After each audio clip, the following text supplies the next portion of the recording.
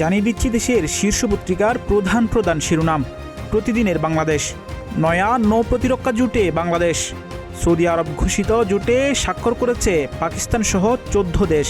সরকারের রদবদল সন্নিকটে বাদের তালিকায় 3 পূর্ণমন্ত্রী ও 2 প্রতিমন্ত্রী। কার হাতে লুট হওয়া 1311 মরণাস্ত্র, গণপূর্তের আরেক বালিশকাণ্ড। অস্তিত্বহীন কাজে 27.5 কোটি টাকা লুটপাট। মূল টেন্ডারের কাজই নতুন দেখিয়ে টেন্ডার প্যাকেজ ভাঙা হয়েছে পিপিআর লঙ্ঘন করে। প্রথম আলো।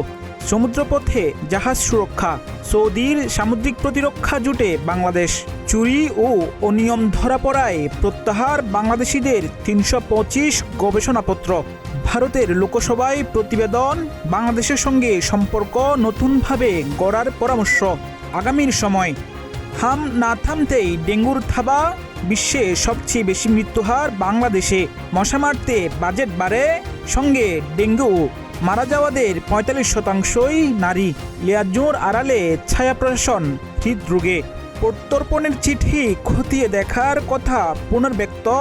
ভারতে বসে রাজনীতি করার অনুমতি নেই হাসিনার। যুগান্তর। শাহজালালে চোরাচালান সিন্ডিকেট ভাঙবে কে? আকাশপথে স্বর্ণের করিডোর। মধ্যমেয়াদী সামষ্টিক অর্থনৈতিক নীতি বিবৃতি।